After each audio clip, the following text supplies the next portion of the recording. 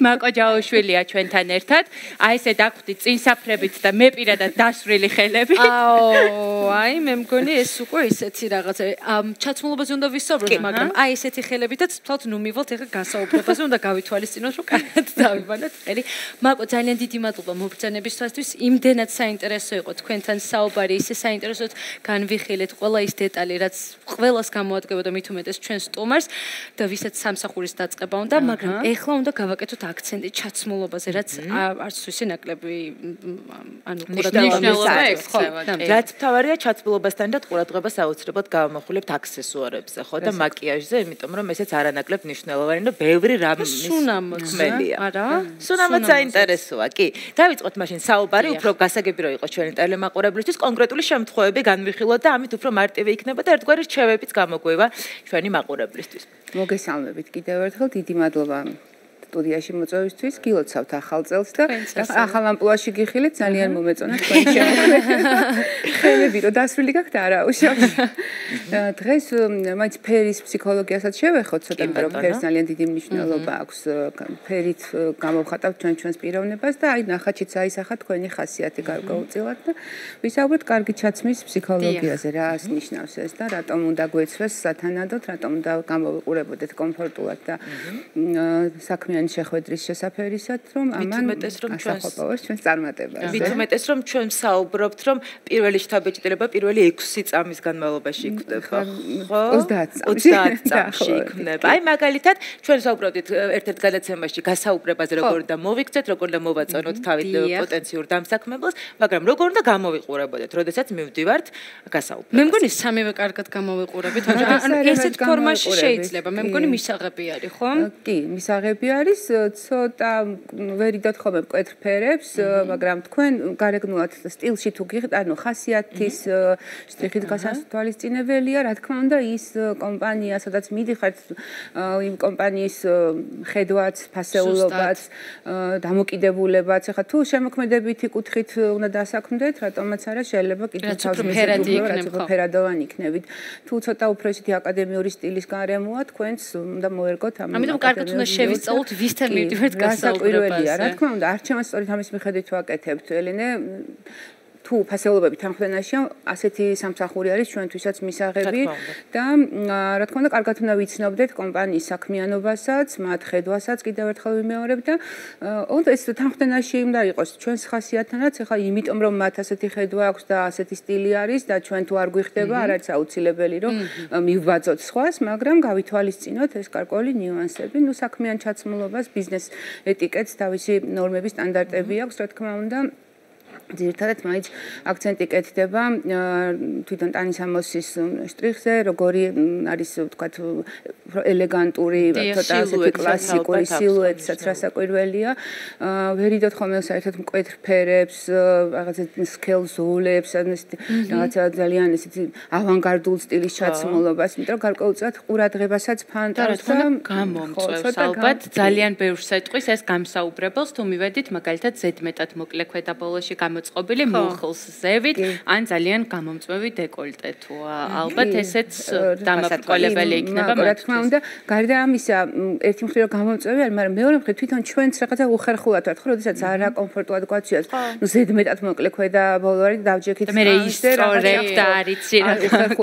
აი უკან თუ რაღაცა ჭრილი აქვს მაგალითად კაბას ან ქვედაბოლოს, ისიც უნდა ვეცადოთ, რომ არ იყოს ძალიან ისეთი ღრმად და ნუ მუხს ოდნავ ზევით შეიძლება, ან მოხსოდნავ ქვევით ძალიან გრძელიც რა თქმა უნდა არ არის სასურველი და აი აღნიშნა კიდევაც ხო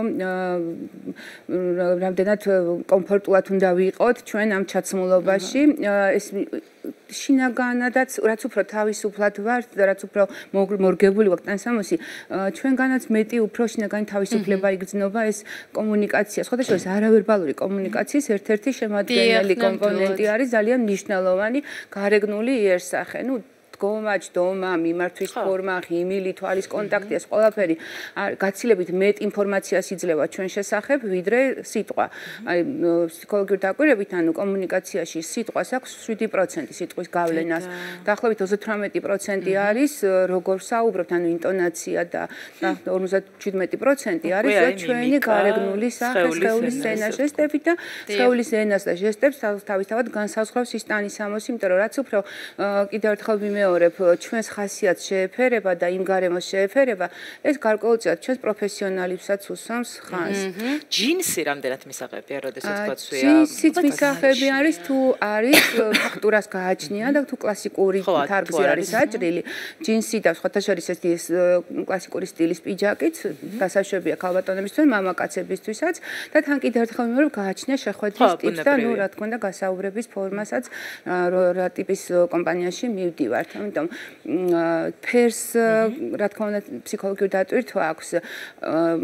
სხვათა შორის ერთ-ერთ სტატიაში ამოვიკითხე, რომ ერთ-ერთ შეხვედრაზე გასაუბრებაზე ქალბატონი მოვიდაოთ, საკმაოდ ისეთი მკაფიო წითელი შეფერილობის კაბა ეცვა და ძალიან კარგად გამოიყურებოდა, პირდაპირ თითქოს ასხივებდაო, მაგრამ ზუსტად ეს რომ ასხივებდა და ძალიან ენერგიული და ცოტა ისეთ გამომწვევს დაბეჭდილებას თავებდა, არ მიიღეს სამსახურში, იმიტომ რომ ჩათვალეს, რომ მათი კომპანიისთვის ასეთი სტილის დამოკიდებულება მისი, ვთქვათ, უფრო აგრესიულად აღიქმება, საერთოდ წითელი ფერი, რა თქმა უნდა, წარმატებაზე, წინსვლაზე ორიენტირებულია, მაგრამ ცოტა აგრესიულ ტონად ითვლება. ისევე როგორც შავი ფერი, მაგალითად უფრო ამჯობინებენ ხოლმე ვთქვათ მუქ ფერს, ხო, შავ ფერს, მაგრამ შავიც და ავტორიტეტთან ასოცირდება შავი ფერი, თუმცა გარკვეულწილად ცოტა ასეთ მელანქოლიურ სევდასთან ან დრამატული ფერი არის, ამიტომ რეკომენდაციას უწევენ ხოლმე მუქ ლურჯს ან ესეთ მუქ ნაცრისფერ ტონს, რომელიც შემდეგ შეგვიძლია გამოვაცოცხლოთ იგივე წითელი ფერის ან რომელიც ესეთი დეტალით, ხო და აქსესუარები სწორედ ამაში გვეხმარება, რომ რაღაცა შევძინოთ ელფერი, შევმატოთ, ეს აქსესუარებიც ალბათ ზედმეტი არ უნდა იყოს. გამოთმოხარს რომ ბოლო რაც გაიკეთე ის უნდა მოიხსნა, როცა სარკეში ჩაიხედავ, რომ ზედმეტი არ მოგივიდეს.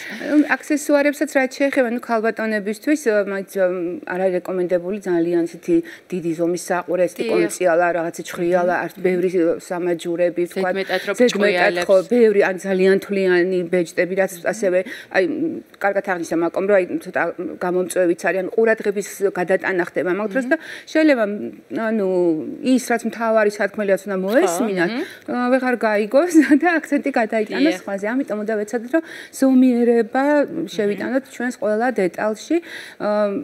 მოხდენილად უნდა იყოს ან ტანისამოსის ფერთან, ან პირიქით რაღაცა ცოტა კონტრასტი შევიტანოთ, რომ გამოვაცოცხლოთ, რაღაცნაირად გამოვამხიარულოთ გარკვეულწილად.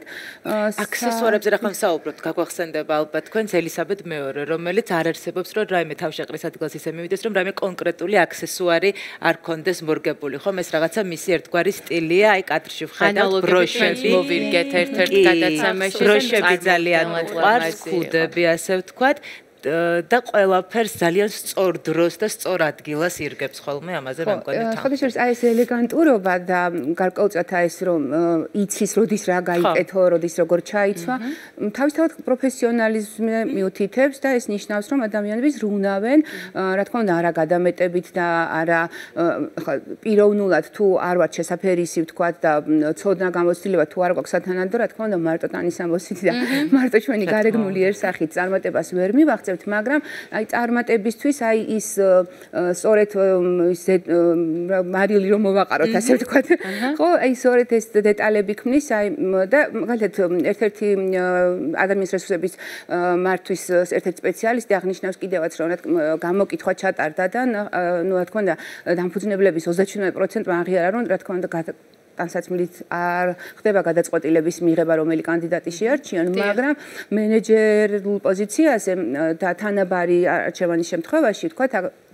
პრიორიტეტი მიენიჭა სწორედ ჩაცმულობის სტილს და ანუ აი რამდენად კლასიკურად რამდენად მოხდენილად და გამოიყურებოდა, იმიტომ რომ ეს გარკვეულწილად მიუთითებს კიდევ მის ორგანიზებულობაზე, რა თქმა უნდა, ლოგიკურ და კრიტიკულ აზროვნებასაც განსაზღვრავს, ხო, ის დეტალი როგორ შეარჩიო, როგორც აი ვთქვათ, ნახატში თქვენ რომ ვთქვათ, ელენე მიქ დეტალებს მიაქცია ხო ყურადღება და ესეთი ნიუანსები თითქოს ერთი მხრივ უნიშნელო, მაგრამ სწორედ ეს ქმნის საბოლოო კიდევ ერთი მნიშვნელოვანი ნიუანსი გამახსენდა, რაც ალბათ გასაუბრებელია გასაუბრებაზე მოქმედებს ან შეიძლება დღესდღეობით აღარ მოქმედებს. სვირინგებზე მაქვს საუბარი.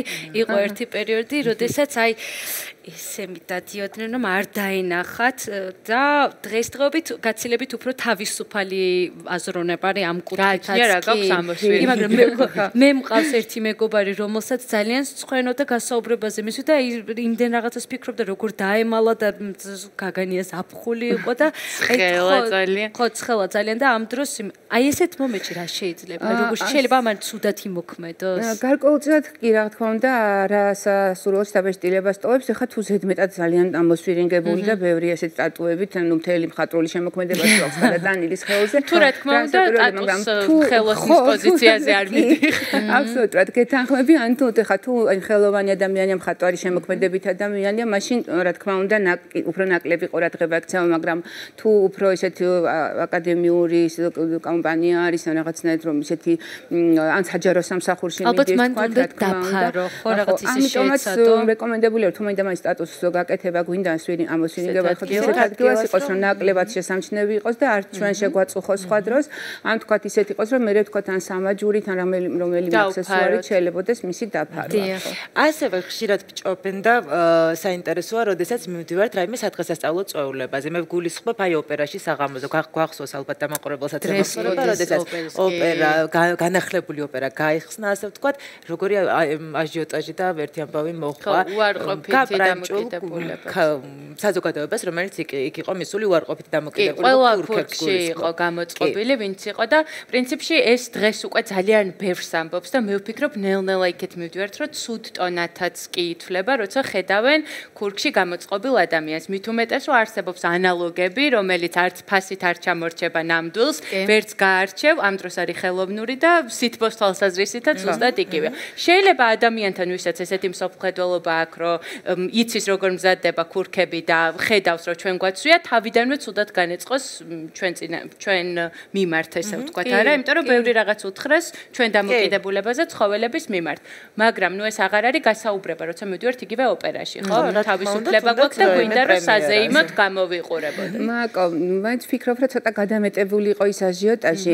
იცით რა ხა ქურქსაც თავისი დატვირთვა აქვს, მაგრამ გარდა ამისა იცით როგორ არის ახლა.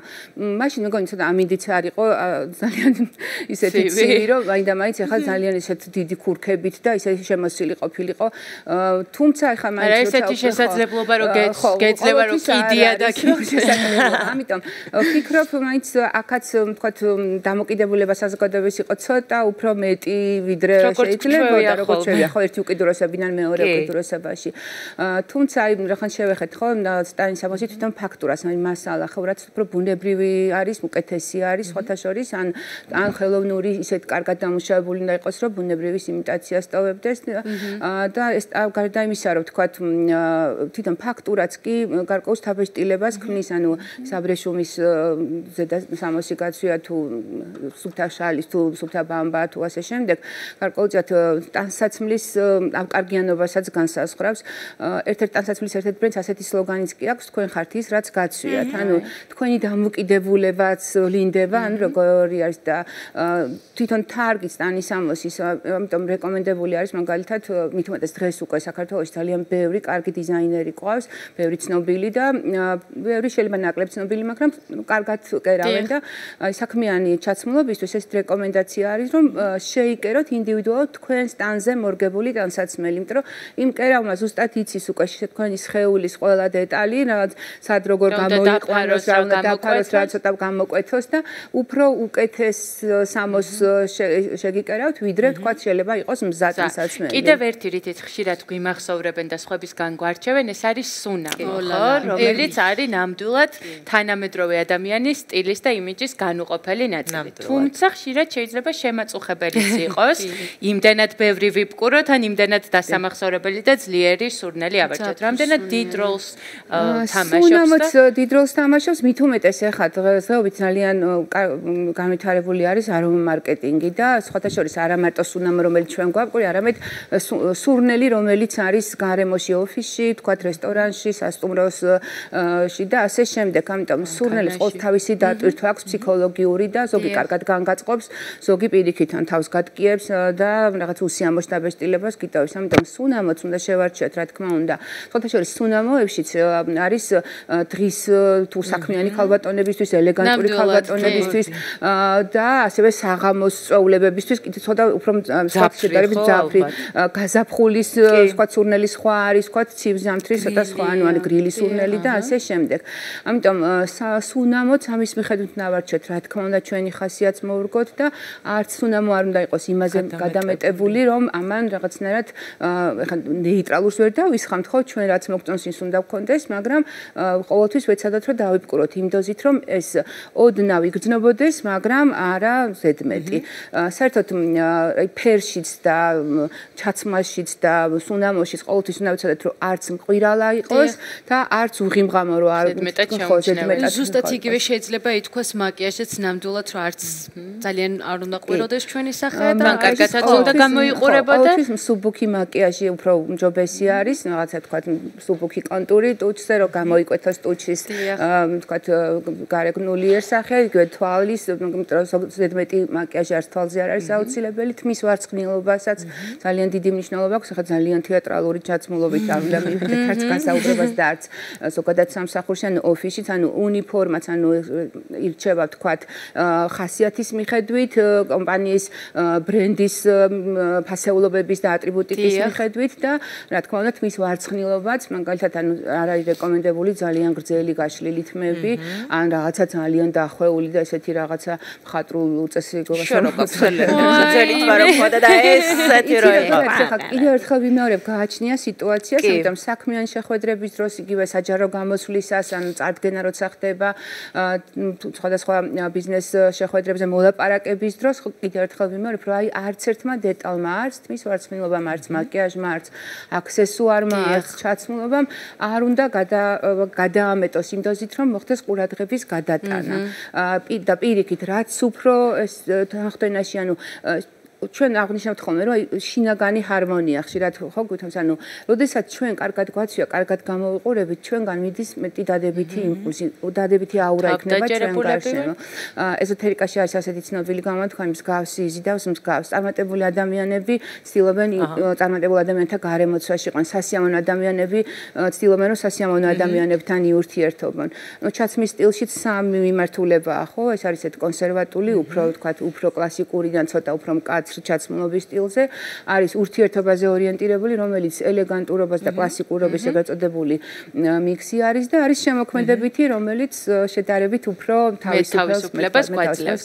ძალიან დიდი მადლობა სტუმრობისთვის, საინტერესო იყო ძალიან ნამდვილად, რადგან ჩაცმულობაზე ვსაუბრობდით. გოგოებო, დღეს დიდ დადებით ენერგიას გავაგზავნით, იმიტომ რომ მე ძალიან მომწონხართ დღეიდან ჩვენს ჩაცმულობაზე ზრუნავს ბრენდები ორსეი და პრომოდი. მათ ამისთვის დიდი მადლობა, კომპლიმენტები ჩემგან მიიღეთ. ჩვენ შეგვიძლია შევისვენ მაგიტო გავიმეორე. მაყურებელსაც რომ ჩვენ რამდენიმე წუთში დავუბრუნდებით ეთერის შემდეგ განსხვავებული თემით, მაგრამ გადაცემის ამ ნაწილის და არა მხოლოდ ნახვა შეგიძლიათ, რა თქმა უნდა, ჩვენი გადაცემის ოფიციალურ Facebook გვერდზე შუადღე GDS. ჩვენ კი დავუბრუნდებით სულ რამდენიმე წუთში ჩვენ სტუმარს კიდევ ერთხელ ძალიან დიდი მადლობა. დიდი მადლობა, კარგად გასწრებით.